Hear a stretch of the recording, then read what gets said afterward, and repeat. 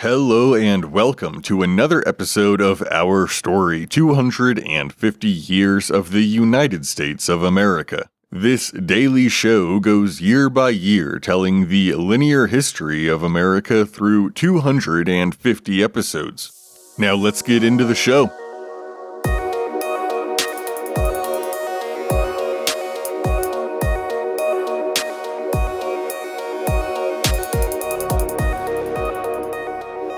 Now in Washington's second term as president, we have two main stories to cover.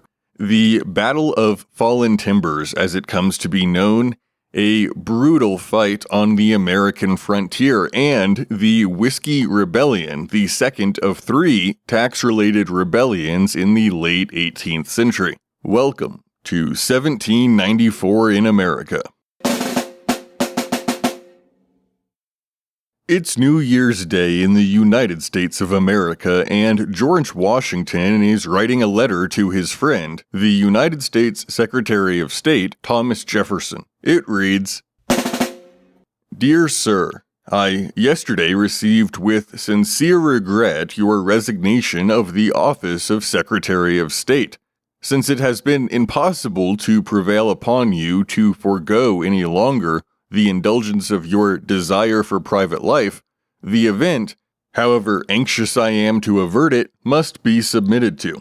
But I cannot suffer you to leave your station without assuring you that the opinion which I had formed of your integrity and talents, and which dictated your original nomination, has been confirmed by the fullest experience, and that both have been eminently displayed in the discharge of your duties. Let a conviction of my most earnest prayers for your happiness accompany you in your retirement, and while I accept with the warmest thanks your solicitude for my welfare, I beg you to believe that I always am, dear sir, your sincere friend and affectionate, humble servant." Now, Jefferson has not blindsided Washington with his resignation. The two had discussed Jefferson's desire to resign last summer, and by the end of last year, Jefferson sent his formal resignation. The correspondence between the president and his Secretary of State is extremely cordial and focuses on Jefferson's desire for the president's administration to be successful and for a retirement to private life as he continues to feel age taking a toll on him. The real reason for the resignation is speculated on, though most commonly is attributed to a growing divide between Jefferson and Washington's Secretary of the Treasury, Alexander Hamilton. Hamilton is at least 12 years younger than Jefferson and remains a vocal supporter of increased federal power, and a supporter of Britain in the ongoing war, whereas Jefferson's ideas align more with the views held by what is considered the Democratic-Republican Party, as he is a supporter of the French. In a paper he often contributes to, he has anonymously criticized the growing central power of the government and even hinted at discontent with Washington's administration. And Washington has recently been apprised of this fact. With Washington largely aligning with Hamilton's Federalist views while maintaining a public image of neutrality on the most contentious aspects of each developing faction, the time for Jefferson's exit from the administration seems appropriate. On January 11th, U.S. Marshal Robert Forsyth is killed in Augusta, Georgia, trying to serve papers, marking the first time a U.S. Marshal is killed in the line of duty. Forsyth leaves behind a widow and two sons, one of which is named John, and though he's only 13 now, we'll hear more about him later. 2 days later, on January 13th, Congress passes an act updating the flag of the United States. Vermont was admitted to the Union in '91, becoming the 14th state, and the flag has had 13 stars since June 14th of '77. When the original Flag Act passed. Since then, Kentucky has also sought and finally achieved statehood, raising the total to 15 United States, yet the official flag flying in these states represents only 13. This new act says, quote, From and after the first day of May 1795, the flag of the United States be 15 stripes, alternate red and white, and that the Union be 15 stars, white in a blue field.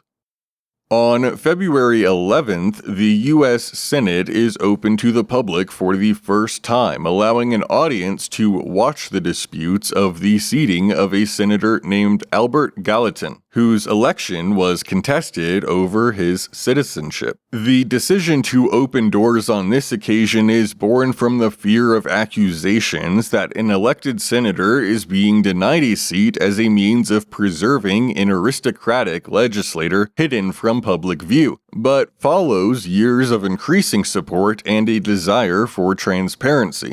On the 20th, the Senate officially decides to make the chamber open permanently as soon as a viewing gallery can be constructed. On March 4th, in response to the Chisholm v. Georgia case we covered last year, Congress passes a new amendment to the Constitution, amending Article 3, Section 2. It reads, "The judicial power of the United States shall not be construed to extend to any suit in law or equity commenced or prosecuted against one of the United States by citizens of another state, or by citizens or subjects of any foreign state." This new amendment makes it so suits like the one judged by the Supreme Court last year cannot be brought in the first place, and now heads to the states for ratification. On the 14th of March, Eli Whitney secures a patent for the cotton gin, a machine that will revolutionize the production of cotton by greatly speeding up the process of removing seeds from cotton fiber. The name gin is derived from the word engine, as small models are hand-cranked, with larger ones being powered by horse. The device works something like a strainer or a sieve. Cotton is run through a wooden drum embedded with a series of hooks that catch the fibers and drag them through a mesh, thus separating the seeds from the fiber. Of the invention, Whitney writes to his father, "One man and a horse will do more than 50 men with the old machines. 'Tis generally said by those who know anything about it that I shall make a fortune by it." While the advent of such a necessary device for the increased speed of processing was inevitable at some point, the creation of the cotton gin has a massive knock-on effect for the entire economy in the South, which will take decades to be fully realized. On the 27th, President George Washington signs the Naval Act, authorizing the building of 6 frigates and establishing a permanent U.S. Navy. The passage of this act comes after years of debates, but the reports of American vessels falling victim to privateers and ships of war, both French and British, and increasing proximity to the United States finally convinces Congress. While it's largely taken for granted that the U.S. should not get involved in the British-French conflict, the states also look for ways to increase the strength of their defensive posture. On April 21st, New York formally declares the coast of Ellis Island, specifically the land between the high and low water marks, to be publicly owned, allowing forts to be built to protect New York City. Furthering the changes made in response to the British-French War is the passage of the Neutrality Act on June 5th, which bans Americans from serving in foreign armed forces, a legislative response to the Genet affair that we covered last year. We'll take a moment now to honor a highly influential signer of the Declaration, Richard Henry Lee. Lee was born in 1732 and grew up at Stratford Hall, an enormous tobacco plantation in Westmoreland County, Virginia. His parents, Thomas and Hannah, hired Scottish ministers to tutor their 8 children. Class started before breakfast and ended at 5 p.m. each day. At age 23, Lee raised a military company to support British General Edward Braddock during the French and Indian War, though the support was refused. 2 years later, Lee was appointed justice for Westmoreland County, and in 1758 he was elected as a member to the House of Burgesses, an office that he held most of the rest of his life. Lee's first speech was against the transportation of slaves to Virginia, saying, "And well am I persuaded, sir, that if it be so considered, it will appear both from reason and experience that the importation of slaves into this colony has been and will be attended with effects dangerous both to our political and moral interests." Lee was elected to a Williamsburg Convention opening on August 1st of 74, where they discussed disagreements with Great Britain and elected delegates for the First Continental Congress to be held in September of that same year. Lee was at St. John's Church in Richmond when Patrick Henry delivered his classic "Liberty or Death" speech, and the next year Lee wrote to Henry, urging Virginians to lead the colonies to force independence. In Virginia, the convention met May 6th and voted for independence, sending instructions to Philadelphia on May 15th. We discussed much of what follows in greater detail in our 76 episode, but as Richard Henry Lee played such a big part in the Declaration's formation, we'll recount a little bit more of the story here. On June 7th, as head of the Virginia delegation, Lee rose and made a powerful motion that these united colonies are and of right ought to be free and independent states, that they are absolved from all allegiance to the British Crown, and that all political connection between them and the state of Great Britain is, and ought to be, totally dissolved.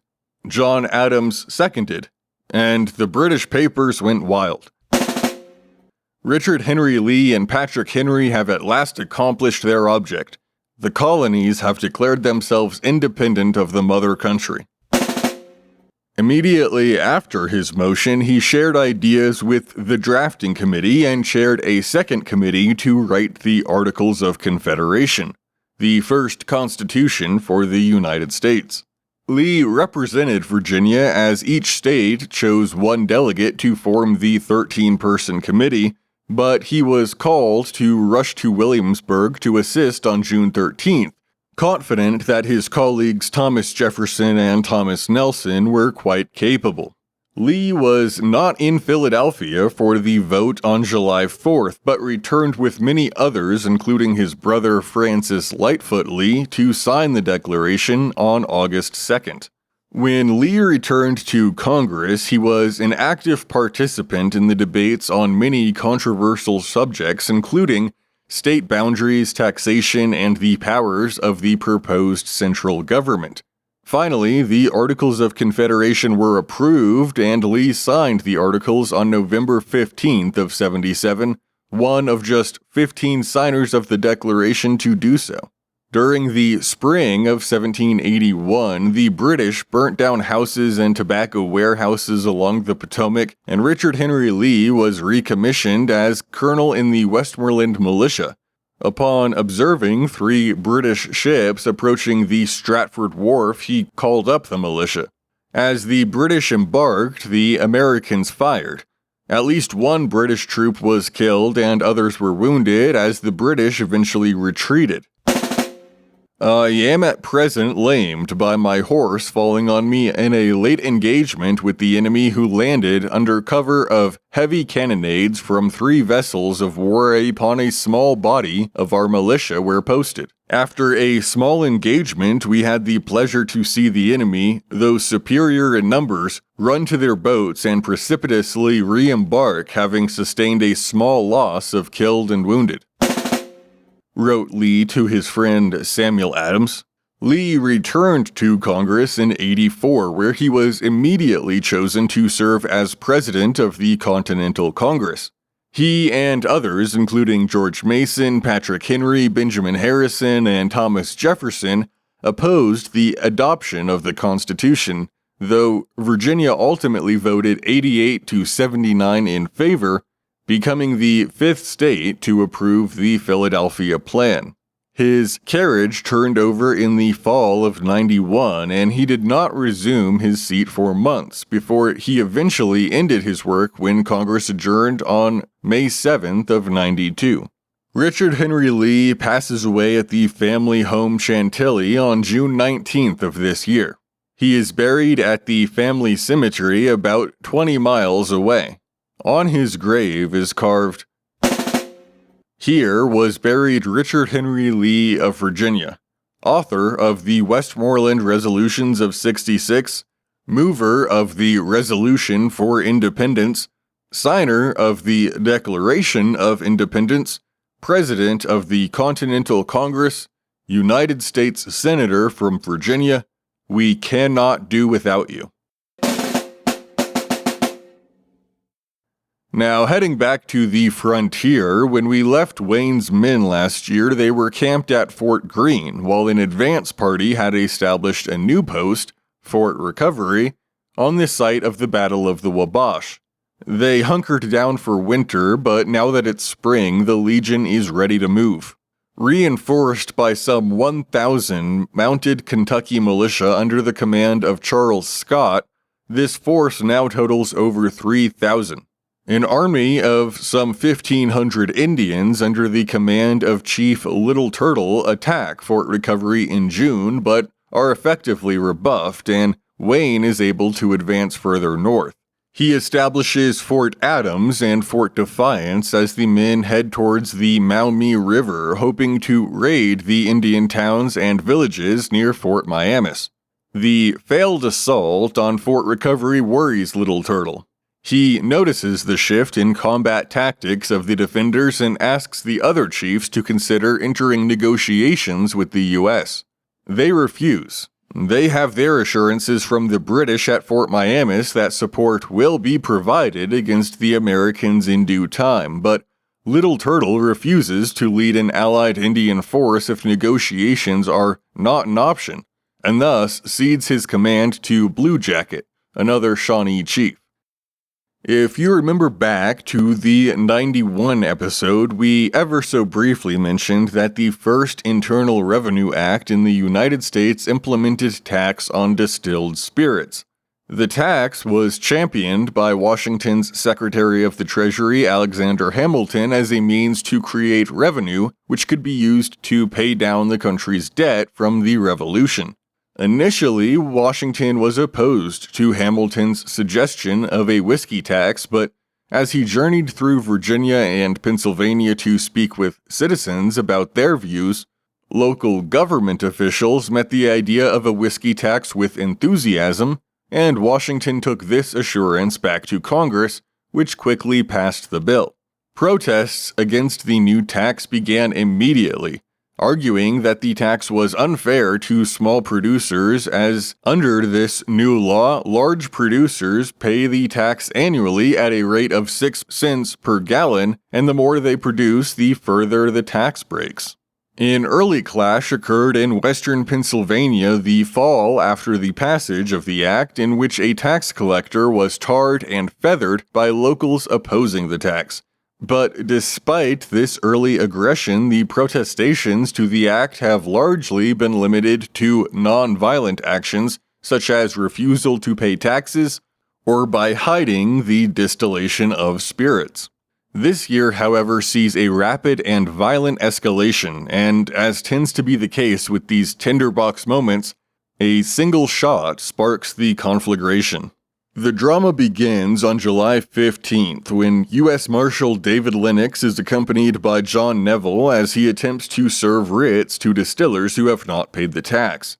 Both men are Revolutionary War veterans, and the latter is the current Inspector of Revenue for the southwestern counties of Pennsylvania.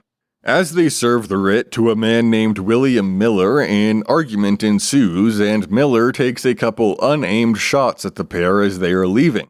Neville returns to one of his two nearby plantations, that of Bower Hill, while Marshal Lennox flees to Pittsburgh.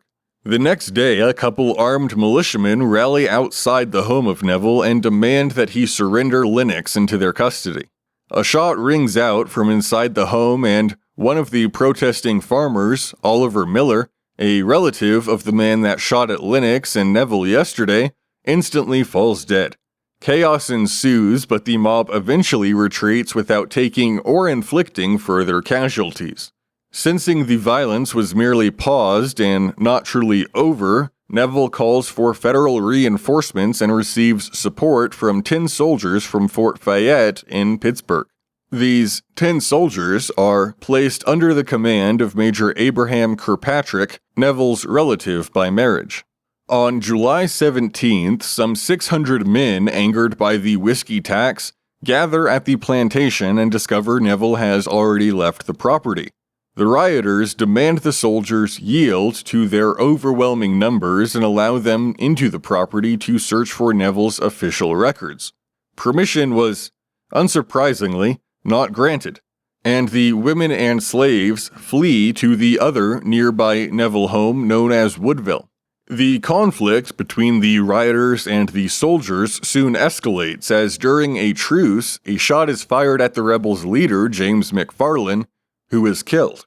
Accounts differ on whether he was deliberately targeted or hit by accident, but there's no time to sort that out, and either way he becomes a martyr for the cause.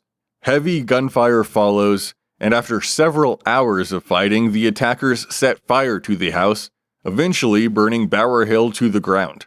The federal troops are forced to surrender or flee. It's around this time that a flag, which has come to be known as the Whiskey Rebellion flag, is first flown by participants in the uprising, though its exact origin is disputed.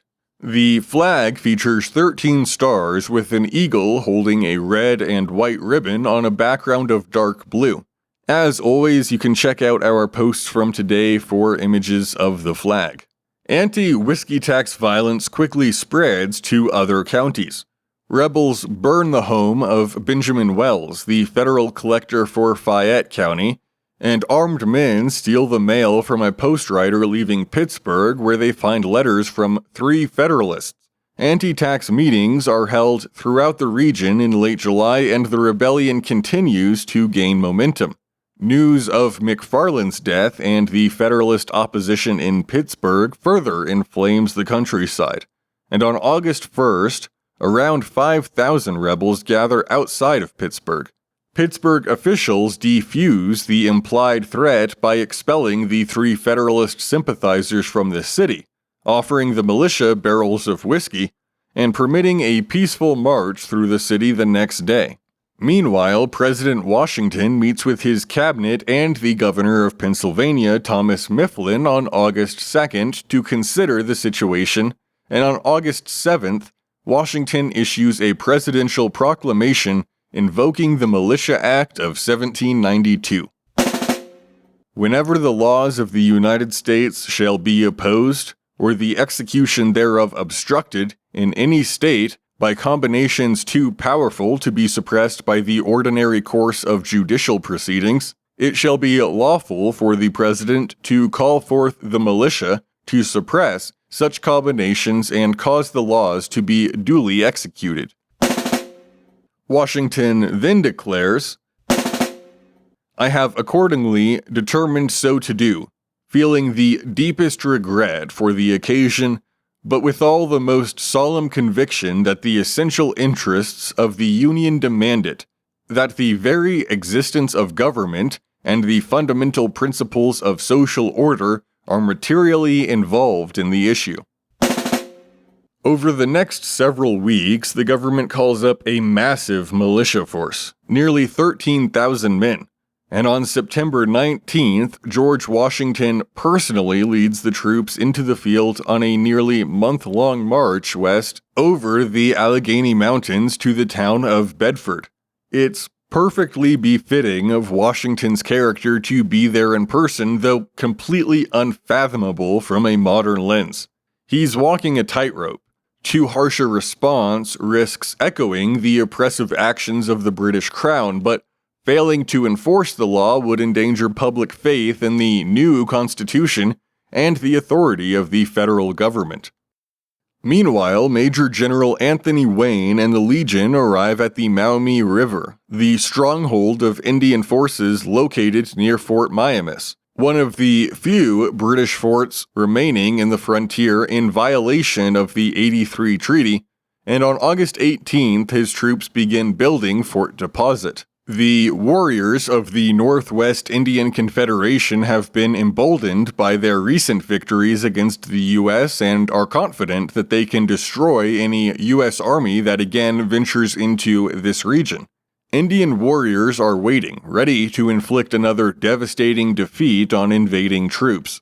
The Indians, under the overall command of the Shawnee chief Blue Jacket, hope to ambush Wayne's forces while they're in a clearing formed by a tornado a few years ago that's just a few miles north of the new Fort Deposit.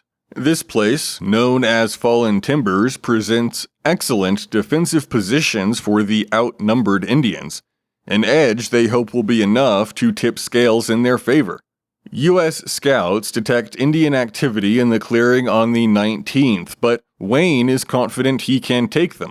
His forces, after all, are much better trained than those that had fought in years past, and unlike St. Clair, Wayne has excellent scouts, and he plans to head into the clearing knowing full well to expect a clash. On the morning of August 20th, the Legion approaches Fallen Timbers. Wayne divides his infantry into two wings while the mounted Kentucky militia guards the open left flank, and the Legion's cavalry secures the right along the Maumee. A few hundred Indian warriors have left the main fighting force to find food, as an early troop movement was unexpected. The remaining 1,100 or so men organize themselves in three loose horizontal lines facing west while the Legion moves in. The vanguard of the Legion comes under fire around 9 a.m., and the cavalry has some trouble maintaining their formations amongst the felled trees. Wayne then rides forward evaluating the situation and quickly sees that mounted troops will be largely ineffective on this battlefield. So, under fire and reportedly in intense pain from gout, he orders his infantry to charge with bayonets to flush the Indians out of their positions, where he hopes to cut them down by well-aimed musket fire. The Indians, who expected to be the ones charging, now break and run towards Fort Miamis. As they clear the fallen trees, Wayne orders a cavalry charge, but the Indians are able to run fast enough that the mounted troops on the flanks largely have difficulty catching up on the uneven terrain. The battle lasts less than an hour and proves to be a decisive victory. General Wayne recounts, quote, "This horde of savages with their allies abandoned themselves to flight and dispersed with terror and dismay, leaving our victorious army in full and quiet possession of the field." Wayne loses less than 40 men and another 100 are wounded. The British at Fort Miamis refuse to admit their pseudo-allies in as not to provoke a war with the Americans, causing the warriors of the Northeast Indian Confederation to scatter. Again from Wayne, "The loss of the enemy was more than double that of the Federal Army. The woods were strewed for a considerable distance with the dead bodies of Indians and their white auxiliaries, the latter armed with British muskets and bayonets." Over the next few days, Wayne destroys the nearby Indian villages and crops, and again he says, "We remained 3 days and nights on the banks of the Miamis in front of the field of battle, during which time all the houses and cornfields were consumed and destroyed for a considerable distance both above and below Fort Miamis, as well as within pistol shot of that garrison, who were compelled to remain tacit spectators of this general devastation and conflagration, among which were the houses, stores, and property of Colonel McKee, the British Indian agent and principal stimulator of the war now existing between the United States and the savages. The army returned to this place on the 27th by easy marches, laying waste the villages and cornfields for about 50 miles on each side of the Miamis. There remains yet a number of villages and a great quantity of corn to be consumed or destroyed upon Auglaize and the Miamis above this place, which will be effected in the course of a few days. In the interim, we shall improve Fort Defiance, and as soon as the escort returns with the necessary supplies from Greenville and Fort Recovery, the Army will proceed to the Miami villages in order to accomplish the object of the campaign. James Monroe, as the acting minister to France, presents an American flag to the French Convention on the 10th of September as a sign of friendship. And another signer of the Declaration, Abraham Clark, passes away on the 15th of September, approximately 2 hours after suffering a sunstroke. Abraham Clark served the crown for years before independence. From 1752 to 66, he served as the clerk of the New Jersey Colonial Legislature and became the High Sheriff of Essex County. He was a man too frail for agrarian pursuits, but his bent towards math and civil law served him quite well, though very little of his schooling was considered formal. Clark's occupation was that of surveying and the preparation of deeds, mortgages, and other legal papers. Clark earned the reputation as the poor man's counselor because of his refusal to accept payment for legal advice. And on the subject of law, he was self-taught and most likely was never admitted to the bar. In the early hours of July 4th of 1776, Abraham Clark wrote his friend Elias Dayton, the colonel of a battalion of Jersey troops at German Flats, from his lodging in Philadelphia.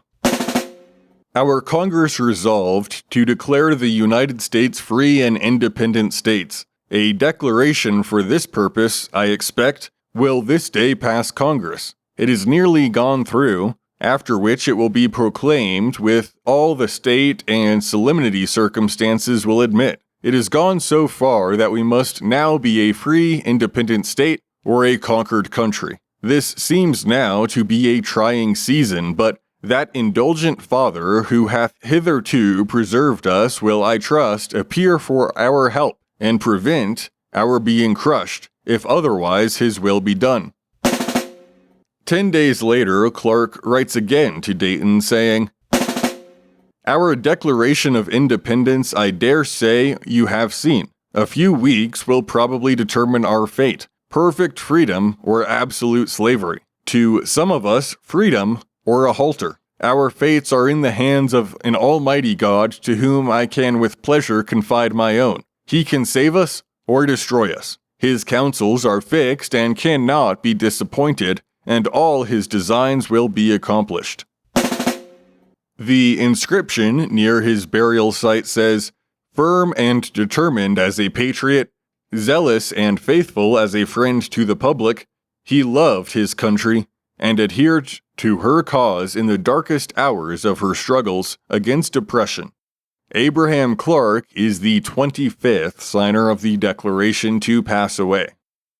We now head back to George Washington, where on September 25th, the president issues another proclamation declaring, the contest being whether a small portion of the United States shall dictate to the whole Union, and at the expense of those who desire peace, indulge a desperate ambition. As the people of the United States have been permitted under the divine favor, in perfect freedom, after solemn deliberation, and in an enlightened age to elect their own government, so will their gratitude for this inestimable blessing be best distinguished by firm exertions to maintain the Constitution and the laws.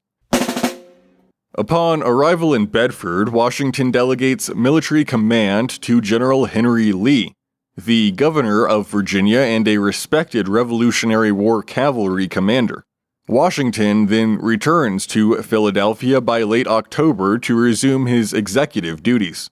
Before leaving, he gives Lee written orders to assist the civil magistrates and to act against all persons whom he shall find in arms in opposition to the national will and authority. Alexander Hamilton remains with the Army as a civilian advisor and political representative of the administration, not as a commander. The final signer of the Declaration to die this year, John Witherspoon, passes away on the 15th of November. He was the only clergyman to sign the Declaration and was one of the 8 signers born outside of what is now the United States.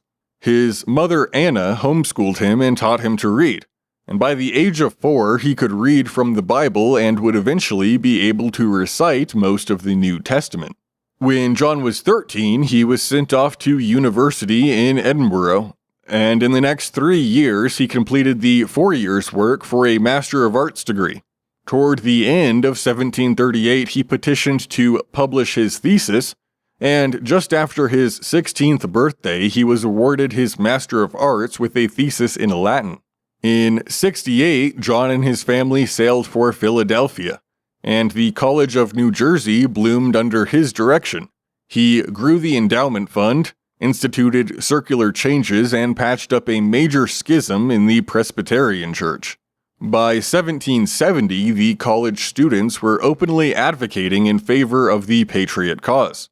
In 74 and 5, he represented his county in the New Jersey Provincial Assembly, successfully agitating for the removal and imprisonment of the royal governor, and received an appointment to the Continental Congress. On July 2nd of 76, in response to a delegate who had opposed ratification of the Declaration by saying, "We are not ripe for revolution," John replied, "Not ripe, sir. We are not only ripe for the measure, but in danger of rotting for the want of it." He went on to vote in favor and, in August, to sign. After the war, Witherspoon remained pretty active and influential. He was a member of the ratifying convention that allowed New Jersey to be the 3rd state to ratify the Constitution, and contributed greatly to the organization of a newly independent and national Presbyterian Church.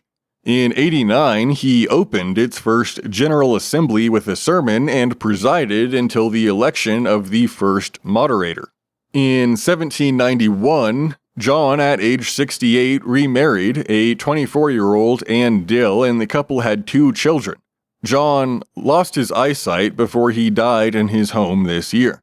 In honor of his studies, the inscription on his grave is in Latin, though it translates to, "Beneath this marble lie interred the mortal remains of John Witherspoon, a venerable and beloved president of the College of New Jersey. He was born in the parish of Yester in Scotland on the 5th of February 1722 and was liberally educated in the University of Edinburgh. Invested with holy orders in the year of 1743, he faithfully performed the duties of his pastoral charge during 5 and 20 years, first at Beath, then at Paisley. Elected president of Nassau Hall, he assumed the duties of that office on the 13th of August 1768, with the elevated expectations of the public. Excelling in every mental gift, he was a man of preeminent piety and virtue, and deeply versed in the various branches of literature and the liberal arts. A grave and solemn preacher, his sermons abounded in the most excellent doctrines and precepts, and in lucid expositions of the Holy Scriptures. Affable, pleasant, and courteous in familiar conversation, he was eminently distinguished in concerns and deliberations of the Church, and endowed with the greatest prudence in the management and instruction of youth. He exalted the reputation of the college amongst foreigners, and greatly promoted the advancement of its literary character and taste. He was, for a long time, conspicuous among the most brilliant luminaries of learning and of the Church. At length, universally venerated, beloved, and lamented, he departed this life on the 15th of November, 1794, aged 73 years old. Also in mid-November, the federal forces arrest around 150 suspected rebels, including at least 20 that are ringleaders, many of whom are taken to Philadelphia for trial.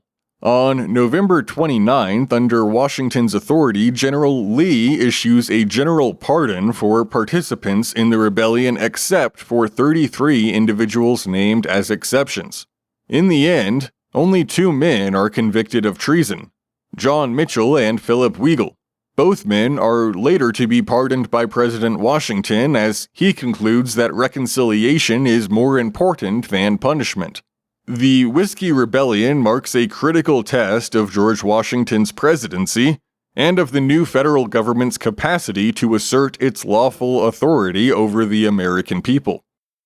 By way of a few final updates for the year, following Jay's diplomatic journey to England, Britain signs a treaty on the 19th of November, with Britain pledging evacuation from the Northwest Territory forts no later than 1796, and with America securing a most favored nation status with Britain for commercial trade, while Britain gains multiple concessions that will prove to be unpopular with the American public. They are granted the right to confiscate from merchant ships American goods heading to France with reimbursement, and French goods heading to America without payment. On December 8th, a catastrophic fire again devastates the city of New Orleans, consuming hundreds of structures in the span of just a few hours, due to the mostly wood construction and high winds. This follows the fire in '88, which had spread under similar circumstances, and leads to the prioritizing of stone and brick construction over the previously dominant wood structures to reduce the future risk of fires. In our very last update for the year, Henry Knox formally resigns as Secretary of War on the 31st of December. And that about does it for 1794, a year of frontier conflict and rebellion. While Americans rebelling against taxes is nothing new, it has not yet occurred under the oversight of a president. And Wayne's structured training proves beneficial to the troops on the frontier. The United States is putting its roots down and has added 2 more stars to its flag. Thank you so much for listening to this story of 1794. If you enjoy the show, take a moment and share it with somebody that you know so that more and more people can hear the amazing story of American history. Next, we review the Jay's Treaty in more detail, and there are 4 other major signings to cover. Plus, there's a scandal in Georgia, and public opinion becomes more and more divided. This has been our story, 250 years of the United States of America, and as always, thanks for listening.